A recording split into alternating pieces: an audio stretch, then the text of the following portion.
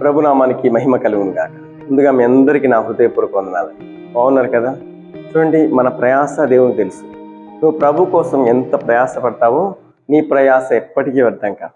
అది ఆశీర్వాదకరంగా మారి మరలా నీ యొద్దకి పంపిస్తాడు, నిన్ను హెచ్చిస్తాడు, నిన్ను గణపరుస్తాడు. అందుకే ప్రభు అంటున్నాడు, నువ్వు నా కోసం చేసేదంతా కూడా మరలా నేను నీకు తిరిగి అధికమైన ఆశీర్వాదంతో, అధికమైన కృపతో మరలా నీ ఇంటికి నేను పంపిస్తాను. అందుకే మనం ఎప్పుడు కూడా దేవుని పనిలో ముందుండాలి. చూడండి, ఒక మాట చెప్తాను మీకు. కటింగ్ షాప్ దగ్గరికి వెళ్తే మనం ఎలా ఉంటాం? కటింగ్ షాప్లోకి వెళ్ళి మనం కూర్చుంటాం కదా. కూర్చొని షేవింగ్ చేసేటప్పుడు కానీ, కటింగ్ చేసేటప్పుడు కానీ మన ఇష్టం వచ్చినట్టు కదిలితే ఏమవుతుంది? బ్లేడ్ తెగిపోతుంది, కత్తిరి తెగిపోతుంది, మొత్తం చెడిపోతుంది. కానీ నువ్వు కటింగ్ అతను చెప్పినట్టు తల ఎలా పెడితే అలా ఉండాలి. అట్లా ఉన్నప్పుడు అతను నిన్ను సౌందర్యంగా మారుస్తాడు. మంచిగా కటింగ్ చేసి, మంచిగా షేవింగ్ చేసి, మంచిగా రూపుదిద్దుతాడు. ఒక మాట మీకు జ్ఞాపకం చేస్తాను. సామెతల గ్రంథం 3వ అధ్యాయం 1వ వచనం. నా కుమారుడా, నా ఉపదేశమును మరువకము, నా ఆజ్ఞలను హృదయపూర్వకముగా గైకొను. దేవునికి స్తుతి కలుగును గాక. దేవుని సంధికి నువ్వు ఎలా వెళ్ళాలంటే భయం కలిగి. కటింగ్ షాప్లో ఎంత నువ్వు జాగ్రత్తగా కూర్చుంటే ఆ కత్తి నిన్నేం చేయదు. చక్కగా తాను చేయవలసింది చేసి చక్కగా నీ మంచి రూపాన్ని ఇస్తుంది.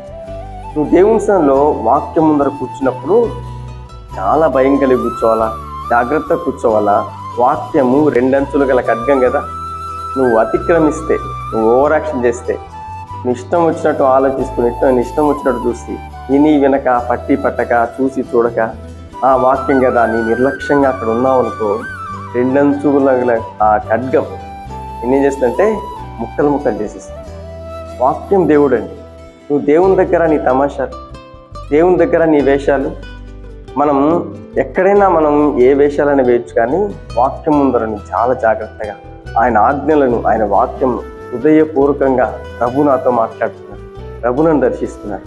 ఈరోజు చాలామంది చాలా కుటుంబాలుగా దేవుని సన్నిధికి వెళ్ళి ఆరాధిస్తారు, ప్రార్థిస్తారు, మరి మంచి మంచి పాటలు పాడతారు. మరి వాక్యం దగ్గర కూర్చునేటప్పటికల్లా ఫోన్లు వస్తాయి, ఎవరో పిలిచినట్టు అనిపిస్తుంది, ఎక్కడో ఆలోచన. అంటే దేవుడు నీతో మాట్లాడుతుంటే మన ఆలోచనలు ఏంటో కదా. జాగ్రత్త. వాక్యము 2 అంచులు గల ఖడ్గం, నిన్ను ఎక్కంటే అక్కడ నరికి పడేస్తుంది. జాగ్రత్త. నువ్వు ఎంత జాగ్రత్తగా అక్కడ ఉంటావో ఆ వాక్యం అనే ఖడ్గం నిన్ను చక్కగా సరిచేస్తుంది. నీలో ఉన్న మలినాలన్నీ తొలగిస్తుంది. నీలో ఉన్న వ్యర్థమైన చెత్తారన్నంతా కూడా తీసేస్తుందండి.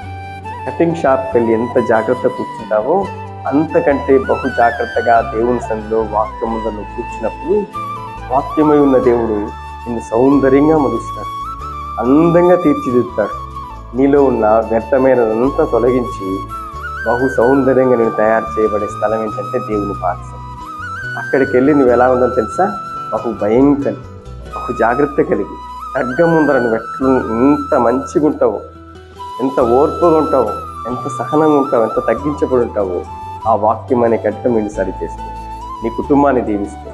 అద్భుతమైన ఆశీర్వాదాలు ప్రభు తప్పకుండా నీ కుటుంబాన్ని పంపించి నిన్ను సరిచేసి సరైన తన మార్గం నడిపిస్తుంది. మంచి తీర్మానం తీసుకోండి.